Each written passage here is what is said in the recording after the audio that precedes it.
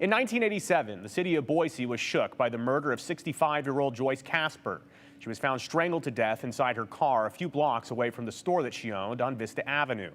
That murder went unsolved for 36 years. Until this week. On Friday, Boise police announced that they had solved the case. And earlier today, police detectives and Casper's family gathered at City Hall where they finally got some closure. And News Channel 7's Jude Binkley was there. Jude, quite a day for the family there. Absolutely, Joe. It's been a very long time coming, but detectives said they were confident this day would come as they finally were able to close the book on this 36-year-old murder. A mother. She was just really generous of spirit. A murder. It impacted this community in a massive way. And 36 years later, a mystery uncovered. We solved it.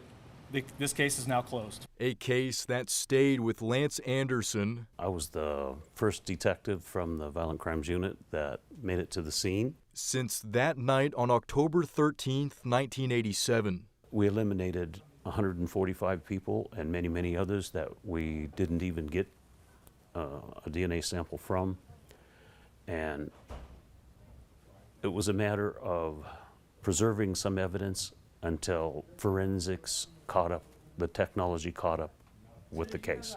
The case went cold and later reopened twice. Detective Paul J. Gosh took the lead on the investigation in 2019. It was a challenging case. There was a lot of components, a lot of closed doors along the way, but we felt we were close, and we just, like I said, we never gave up, and we didn't want to give up on the case. Using DNA that was preserved from the crime scene, investigators created a family tree from genetic genealogy databases and matched DNA with the suspect's sons. It was family that helped break this case, that helped lead us to the perpetrator.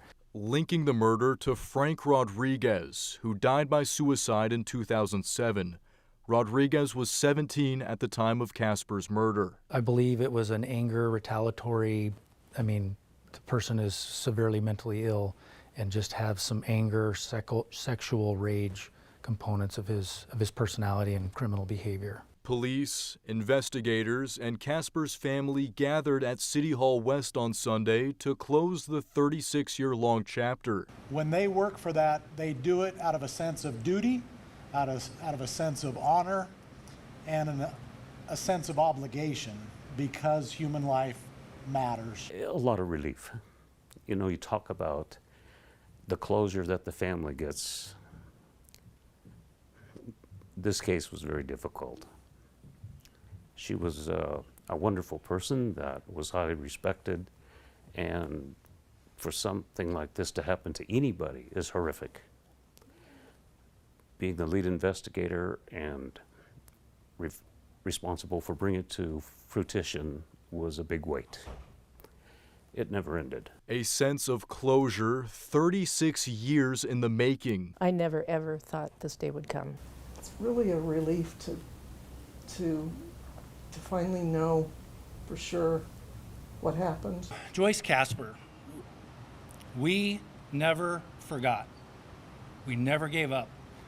And detectives, both current and retired, were honored today for this work on the case. And police also believe that Rodriguez could be responsible for other crimes. He mostly lived in Caldwell. So they're asking for anyone who has information about Rodriguez to call Boise Police at 208-377-6790. A pretty spectacular story. You know, we also think about all the technology and all the steps and really the hundreds and hundreds of hours of work that got us here. And Jude, alongside your reporter, Alexandra Duggan, wrote a very in-depth piece about the entire investigation, as well as the backstory and some of the context that we didn't have time for here on the News at 10. So I'd advise everyone, if you're looking for a great Sunday night read, that's on our website, ktvb.com. Jude Binkley reporting, though. Jude, thanks for that story.